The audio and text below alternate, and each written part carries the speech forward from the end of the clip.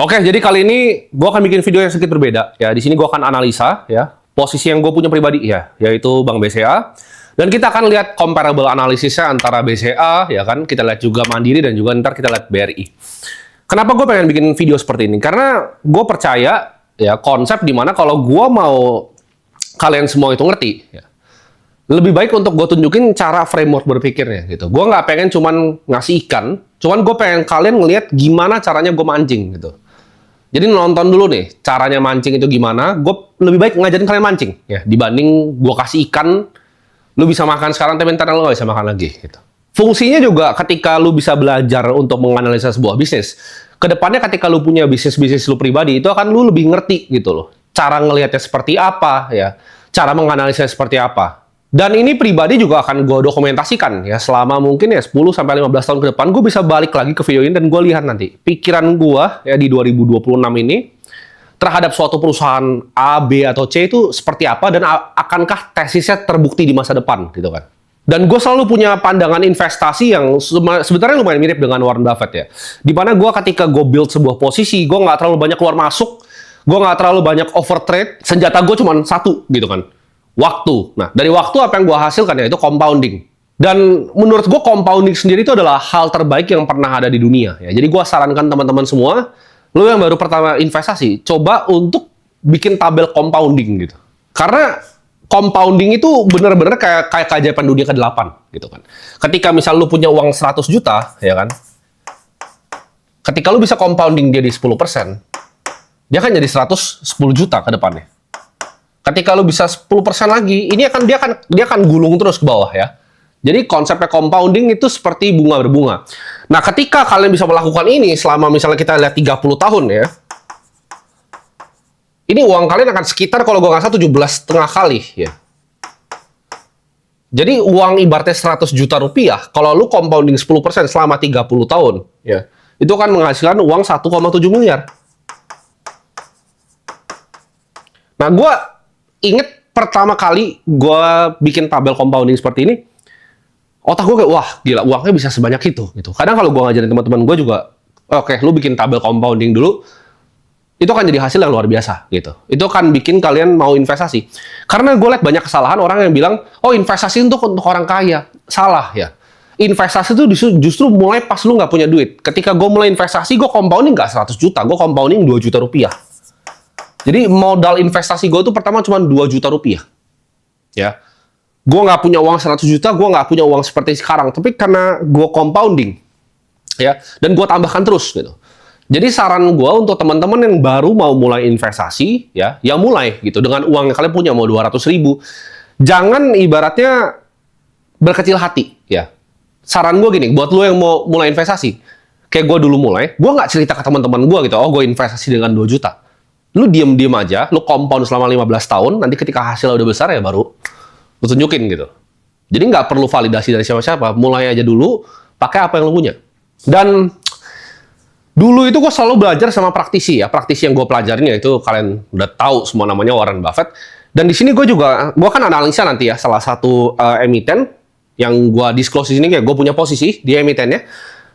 Dan gue bukan ibaratnya analis ya. Kalau misal kalian lihat ada orang kerja di sekuritas, misalnya gaji 30 juta, dia jadi analis.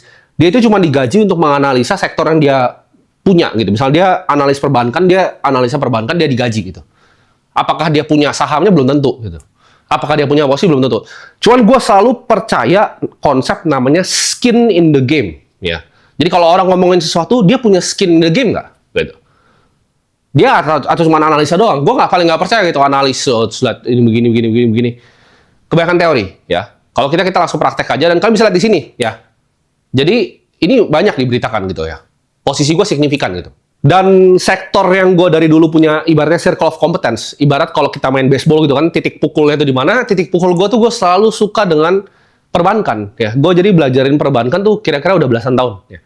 Dari gue umur 14-15 itu gue pelajarin banget sektor perbankan. Buffett pun terkenal ya dengan beberapa posisinya dulunya Wells Fargo dan juga Bank of America yang heavily dulunya sebelum sekarang ya, sebelum diinvest di Apple, di Chevron dan lain-lain itu very heavily invested di financials. Nah, kita akan lihat ya sebuah bisnis. Kita sebutnya bisnis bank. Nah, untuk sebuah bisnis itu bisa bekerja, ini gue akan gambarin kalian bisnis itu kalian anggap seperti benteng ya. Ini mungkin gambar benteng terjelek yang kalian lihat di hidup kalian kali ya. Nah, mungkin benteng.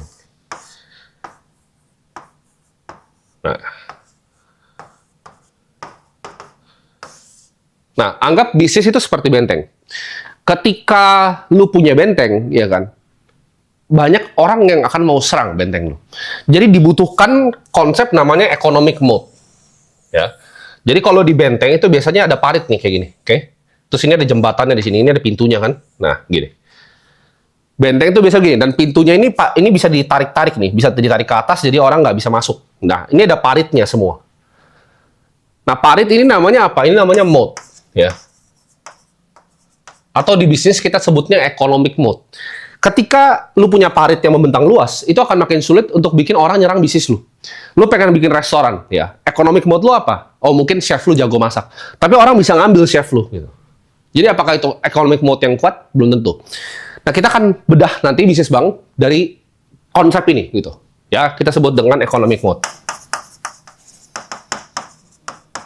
Jadi di bisnis yang perlu lu cari itu cuma satu, economic mode. Kenapa Warren Buffett nggak suka dengan saham-saham komoditas misalnya? Karena komoditas nggak punya economic mode. Siapa yang bisa jual batu bara lebih murah, dia akan menang. Gitu. Sama, siapa yang bisa jual nikel lebih murah, dia akan menang. Jadi nggak ada di sana nilai tambah. Ya. Economic mode-nya nggak ada. Kita akan belajar ya, bisnis benteng bank itu sebenarnya apa sih sebenarnya? Benteng bank itu kan sederhana ya. Dia dapat duit dari orang, lalu dia bisa landingkan dengan rate yang lebih tinggi. Ya. Jadi misalnya dia dapat duit nih, terus dia kasih bunga 3%. Lalu dia landing. Duitnya dikeluarin, di landing misalnya harganya 10% gitu. Maka 7% ini akan jadi namanya net interest margin NIM. Ya. Dia akan mendapatkan keuntungan di sini gitu. Jadi konsep bank itu sangat-sangat sederhana. Dia butuh duit, dia kasih duit ke orang, ya. Tengahnya itu keuntungan dia, dan ini angka yang terkenal banget di bank, yaitu net interest margin. Nah, net interest margin ini, itu biasanya kita bisa lihat economic mode-nya dari mana? Dari satu angka, ya. Namanya current account dan saving account. Atau disebutnya kasa kalau analis bank. Nah, kasa ini apa sih? Kasa ini adalah dana murahnya. Jadi makin murah bank dapat suatu dana, dia akan bisa portable net interest margin-nya. Misal dari 5%, 6%, 7% gitu. Jadi di sini kita akan analisa, di sini kita lihat BCA, BBCA, kita akan lihat BMRI, dan BBRI. Untuk melihat mana yang punya economic mode. Satu angka yang gue paling suka di sini adalah kasa. Kasa ini economic mode yang paling kuat, ya. Karena makin murah bank dapat suatu dana, dia akan bisa makin besar spread-nya untuk net interest margin-nya. Jadi kasa ini apa? Kasa ini adalah uang yang di luar dari misalnya dia time deposit tadi. Itu uang yang endap di rekening kalian. Ketika kalian dapat gaji nih, current account dan saving account, nah itu rekening uang yang mengendap yang bisa dipakai sama banknya. Jadi BCA itu di berapa? BCA itu di 82%. Ya kan? Nah, ini Mandiri baru naik nih. Ya, belakangan ini baru naik. Tapi secara historis sebenarnya biasanya 65, 70, 75. Sekarang ini lagi bagus banget di 79%. BRI ini 65%. Artinya apa di sini? Yang menang clearly BCA, dananya paling murah. Nah, BRI ini kenapa divaluasi murah sama market? Orang yang banyak bilang, oh tapi BRI under value, dia murah, dia PR-nya lebih kecil. Itu orang-orang yang nggak mengerti analisa.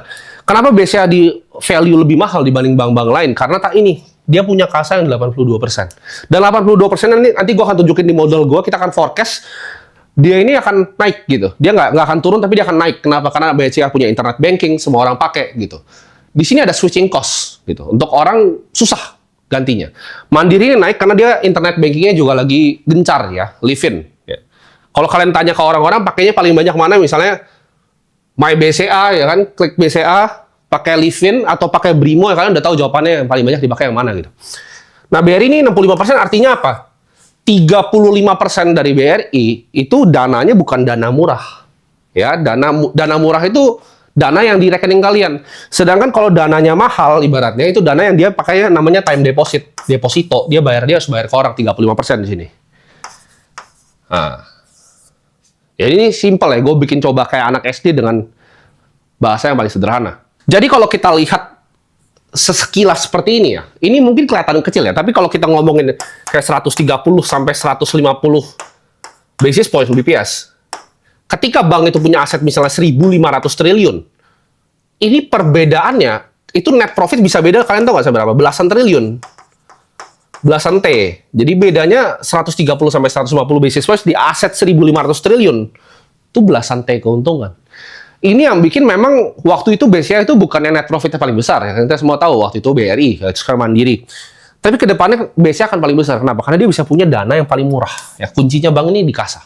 Makanya kalau kalian lihat ya, pengusaha paling hebat di Indonesia yaitu Antoni Salim. Beliau itu masih punya 1% ya dari BCA. Dari zaman dulu ketika dia take over sama Jarum Group, dia masih punya 1%. Kenapa? Karena dia tahu economic mode ini. Lalu kita akan lihat ketika lo punya perusahaan, gimana sih caranya perusahaan bertumbuh? Perusahaan itu bertumbuh dengan memiliki yang namanya laba ditahan, ya kan? Jadi kalau perusahaan itu menghasilkan net profit, misalnya perusahaan itu profit, ya kan? Itu bisa dipakai buat apa aja sih kalau perusahaan level TBK ya? Satu, itu lo bisa pakai buat laba ditahan. Laba ditahan. Lalu dua, lo bisa pakai untuk apa? Lo bisa pakai untuk share buyback. Buyback. Tiga ya bagi dividen, oke? Nah, ini banyak orang yang nggak ngerti gitu. Konsep dari dividen ini sebenarnya apa? Dividen itu kan pembagian dari profit. Ketika lu udah nggak tahu ngapain, lu baru bagi dividen gitu. Sedangkan misalnya contoh lu punya perusahaan, ya lu punya perusahaan 1 miliar, dia ngasilin duit misalnya 100 juta. Itu kan opsi lu, dari keuntungan 100 juta itu untuk lu tarik ke pribadi lu sendiri, terus lu foya-foya, atau 100 juta tadi lu pakai untuk invest di bisnis lagi, supaya bisnis bisa jadi 2 miliar. Ya, itu pilihan. Gitu. Nah, orang tapi banyak yang suka untuk narikin dividen seperti ini. Ya, kalau Mandiri dan BRI, gue ngerti, karena itu memang ada kebutuhan, ada mandat dari negara untuk melakukan seperti itu. Cuman yang kita lihat nih, kenapa dari ibaratnya laba ditahan ini, BCA juga bisa menang. Nah, kita kan bilang juga di sini retain earnings saja, ya. Emang BCA itu tidak sebesar itu. Kalau kita lihat BRI, dividen yield-nya kalian cari mungkin bisa sampai 10% kalau di harga sekarang, ya. Mandiri bisa 5%, ya kan kemarin sempat 8%. BCA itu kalau di harga sekarang ya gede juga, tapi 5% gitu, lebih kecil. Cuman yang menarik di sini laba ditahan ya berapa persen? Kita lihat di sini ya. Dari laba ditahan dari BRI. BRI bagi berapa tadi dividen, yield-nya adalah 10% ya. Jadi ketika lu berinvestasi 100 juta, lu dibalikin 10 juta sama BRI. Cuman itu berapa gitu? Dari earnings yang di retain. Itu 85% dari profitnya dipakai. Mandiri itu 78%. BCA itu cuma 65%. Ya. Jadi dari 5% yield-nya BCA, dia cuma pakai 65% dari laba bersihnya dia. Sisanya dipakai di mana? Diinvestasikan balik ke bisnisnya. Nah, ini akan terefleksikan di mana? Kita akan terefleksikan kita lihat di return on equity. Nah, ini yang paling penting dari bank sebenarnya. Buffett biasanya selalu bilang, kalau lu mau lihat bank, ya, simple ya. Lu lihat bank itu nggak macam-macam dilakukan di balance sheet-nya, terus kita bisa lihat return on equity yang bagus. Return on equity-nya berapa kalau BCA? BCA itu historically bisa 22 sampai 24%. Ini historis ya gue bilang ya. Bukan angka pasti tapi historis. Mandiri itu sekarang masih bagus ya. Itu kita bisa lihat 18 sampai 20. Dan ini sebenarnya juga 18 sampai 20 ini bank luar biasa. Kenapa? Karena net interest margin di Indonesia itu memang tinggi ya. Kita kan bisa lihat dari segmen loan-nya kemana. BRI itu kebanyakan ke micro retail. Kalau kita lihat Mandiri itu kenapa lebih risky? Karena dia lebih banyak di korporat. Sedangkan BCA itu upper middle. Ya. Retail upper middle, dia korporat juga punya lebih balance. Piramida loan-nya itu balance ya. Ibarat BRI, dia akan fokus banget di mikro. BCA itu dia lebih upper middle kalau kita lihat retailnya. Dan return on equity yang tinggi ini artinya apa? Ketika lu punya bisnis ROE 24%, gua taruh 100 juta, artinya dia bisa menghasilkan 24 juta di dalam bisnisnya, ya. Jadi ini mesin uang. Bisnis yang punya ROE ini 22 sampai 24%, ini mesin uang, gitu. Cuman ini akan flow gitu, dari dia punya dananya murah, ya kan dia bisa lending dengan rate yang lebih bagus, dia bisa simpan earnings, dia nggak punya mandat dari negara untuk bagikan dividen, dia bisa meng-capture return on equity yang lebih tinggi, ya. Jadi kalau kita lihat di sini, consumer bank itu selalu jadi winner, ya. Di semua negara. Consumer bank itu selalu jadi winner dengan bisnis yang laba bersihnya paling tinggi. Kita kan analisa saham, kita lihat bisnis gitu loh. Kita bukan cuma lihat grafik, chart kayak anak kecil. Itu anak SD, adek gue bisa pakai krayon gitu dulu, tulis bisa begitu. Yang sulit adalah gimana? Menganalisa bisnis apa adanya, ya. Dengan data dan fakta yang kita punya. Indonesia itu negara dengan penduduk keberapa? Keempat terbesar di dunia. Dan di sini gue akan kasih tunjuk ke kalian kenapa ini akan jadi faktor yang dominan ya. Ini mungkin banyak yang nggak percaya, tapi kita akan lihat skenario di 2045 ya. Karena gue bilang tadi, gue beli suatu bisnis itu bukan cuma buat setahun, buat 2 tahun. Gue nggak peduli harga saat ini berapa, harga tahun depan berapa, gue nggak peduli. Ya, gue maunya compounding, dia sambilnya bagi dividen kecil ke gue nggak apa-apa. Dia punya laba ditahan besar, return equity besar. Karena lu kalau tawarin gue bisnis return on equity 24%, pasti gue masuk gitu. Ya, 2045 kita akan lihat ya. Negara nanti yang punya populasi terbesar di dunia kan kita udah tahu siapa aja ya. Jadi winner dari GDP-nya kita udah tahu. Satu tuh siapa ya. Kemungkinan yang jadi one of the biggest winner ya, kita pasti tahu ekonomi China yang menang. 2 itu kemungkinan India. 3 itu US dan 4 itu Indonesia. Nah, kalau sekarang kita ngomong sekarang nomor 5 kan kalau dari kita penduduk Pakistan, tapi Pakistan kayaknya ekonominya nggak sebagus mereka. Nah, dari sini kita bisa lihat gitu loh. Selain dari US, pemenang di setiap negara itu bisnis apa? Cina kita lihat ya, nomor 1 tuh ICBC ya. Ini bank. Kita juga lihat Construction Bank of China. Bank of China. Kita lihat ada apa lagi di Cina. China Agricultural Bank. Ini bank ya. Jadi perusahaan dengan laba bersih tertinggi ini sekarang ya. Ini bank, dan bank. Ya. Kalau India kita pasti tahu di sini ada Reliance kan, Reliance punyanya Ambani. Kedua ada yang tahu State Bank of India ya, Bank of India. Ini bank. Ini HDFC ya, besok 3. Ya. Jadi bank. Oke. US. Nah kalau US exception. Kalau kalian tanya sekarang untuk paling tinggi apa laba bersihnya, jawabannya 1 Google. 2 itu kalau US Microsoft MSFT ya. Ketiga baru Nvidia. Nah Indonesia kalian udah tahu ya, kalau Indonesia gampang. Sekarang Mandiri, BRI, BCA ya yang kita udah bahas tadi.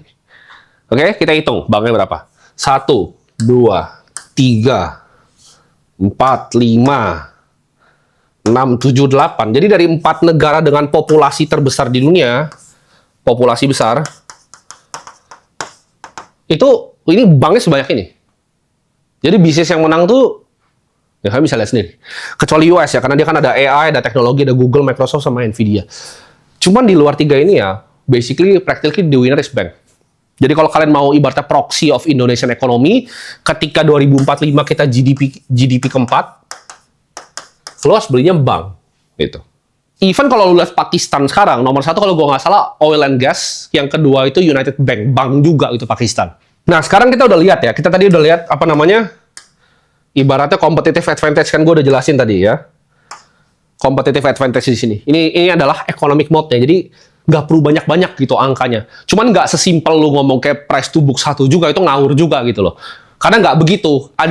Jadi kenapa bank itu ada yang price to book lebih murah, lebih tinggi? Karena 3 ini. Ini yang di value sama analis beneran gitu loh. Bukan kayak PB1 terus lu beli bank, itu salah. Kadang ada yang emang murah karena dia emang lebih jelek kualitasnya. Paham? Ketika kita lihat di sini ya, kita akan masuk ke metode valuasi. Nah, gimana sih caranya valuasi lu kalau diajarin mungkin di CFA dan lain-lain? Bank itu banyak macam. Ya, ada dividend discount model, ada Gordon Growth model. Kalau kalian yang masih baru-baru kan belajarnya discounted cash flow, itu tapi anak kecil. Kita akan pakai yang paling simple banget ya. Jadi cara gua analisa bank selama belasan tahun itu selalu pakai namanya relative valuation. Kita lihat ya, konsensus dari analis luar itu rata-rata dari 34 analis ya, 9.800 gitu. Ini konsensus ya. Oke. Menurut gua ini simple banget. Lu tinggal lihat book value per share-nya dari BCA berapa. Ya, lu tinggal lihat book value per share BVPS. Nah, ini lu cari berapa? Misalnya 2.300 ya. Ini lu tinggal kaliin pakai relatif dia punya PI ya. Jadi kalau misalnya ada sebuah standar deviasi, rata-rata BCA misalnya di 4 sampai 5 kali PB. Sekarang dia 2 sampai 3 kali. Lu tinggal kaliin ya book value per share-nya dengan price multiple yang standar, misal kali 4. Gitu. Itu lu langsung dapat kira-kira gambaran valuasi kasar gitu kan. Dengan ini aja kita hitung-hitung bego, kita anggap BCA di 10.000 gitu. Dan apakah itu harga yang jauh dengan harga sekarang? Nah, kita akan masuk ke konsep yang namanya margin of safety atau MOS kita sebut sini ya. Ini gue akan coba gambar 5 tahun ya, 5 tahun saham BCA ini dari otak gue nih, gue bentuk bener ya. Cuman kira-kira kayak gini kan. 5 tahun dia turun lah ya. Kira-kira biasanya seperti ini, oke? Tapi di dalam sebuah harga ini adalah disebutnya price. Oke, ada juga yang namanya fair value. Ini yang tadi kita hitung pakai valuasi, fair value. Yang analis juga hitung di 9.800. Ini analis satu dunia, bukan gue ya. Ketika fair value terjadi, ya, dia begini nih. Nah, ini bisa gini. Oke, ya. Jadi perhatikan, ada namanya price dan ada fair value. Ketika ini terjadi gap di sini, ini namanya MOS atau margin of safety. Ibarat lu nyebrang truk, lu akan lebih berani kalau misalnya lebih jauh gitu gapnya. Ya, untuk mengkalkulasi MOS-nya berapa, kalian tinggal gampang, tinggal pakai price. Price sekarang berapa? 6.450, ya kan? Dan fair value tadi kita simpel aja biar gampang hitungnya 10.000. Nah, jaraknya berapa ya? Kalian gampang kan, tinggal 10.000 kan? Kurang 6.450 bagi 10.000. Jadi 35,5%. Jadi margin of safety 35,5%. Oke? Ya. Ketika lu punya bisnis diskonnya segini, lu mau beli atau enggak? Gitu. Gue cuma lihatnya gini ya. Jadi kalau gue salah ngitung 10.000, let's say dia di sini pun nih fair value-nya, gue masih ada gap-nya ini. Ini namanya margin of safety nih. Misalnya dia cuma ke 8.900 deh. Tapi gue kalau belinya cukup dalam diskonnya, gue udah untung. Nah, ini yang dapat keuntungan di pasar modal dari Benjamin Graham, Charlie Munger, Warren Buffett. Orang-orang paling kaya di dunia, Chris Hohn, kalau kalian TCI Fund Management, semuanya pakai ini. Kalau kalian lihat ada yang ngajarin pakai yang apalah begitu, itu ya biasa kebanyakan teori gitu ya, kebanyakan teori. Ini yang paling banyak dipakai di dunia, sama orang-orang paling sukses di dunia yang gue tahu juga semuanya pakai ini. Ya. Dilihat diskonnya, intrinsic value seperti apa. Jadi untuk valuasi biasanya kita akan pakai 3 case ya untuk valuasi tadi. Jadi kalian udah ngerti konsep margin of safety. Kita akan bikin bear case, base case, sama bull case.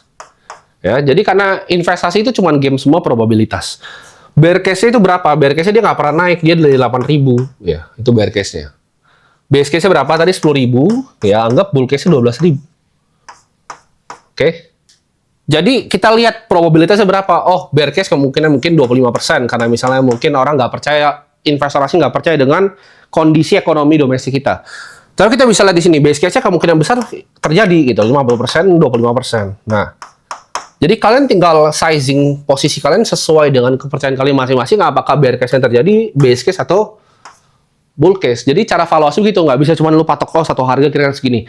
Lu harus bagi gitu, probabilitas dan juga persentase terjadinya sebuah prediksi gitu.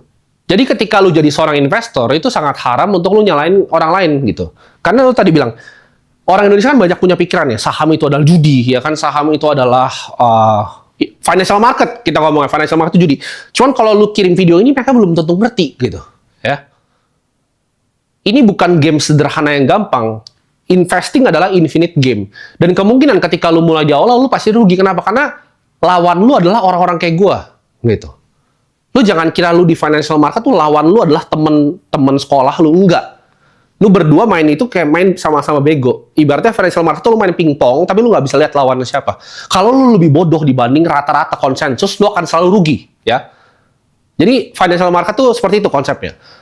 Lebih bodoh lu dari rata-rata konsensus yang kita sebutin namanya market, lu akan mendapatkan kerugian. Kalau lu nggak mau belajar kayak begini, ya lu silahkan nabungan jadi celengan ayam gitu. Lu nggak usah investasi, ya. Nggak usah teriak-teriak ke orang kalau rugi.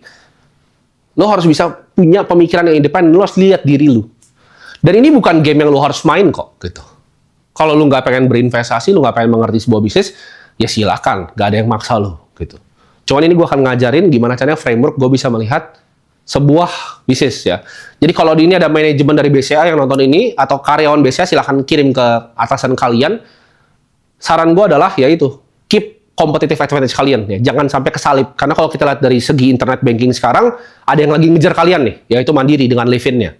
Jadi jangan sampai terlena nih, karena growth dari internet banking kalian bagus sekali ya. Kalian bisa scaling cepat sekali tanpa karyawan yang banyak, dan kalian bisa udah build trust gitu kan selama puluhan tahun, bisa dapat kasa.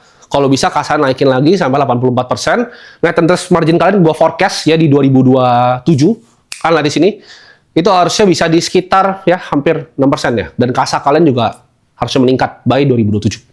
Jadi itu aja untuk video kali ini dan sekian ya analisa gue antara BCA, Mandiri, dan BRI.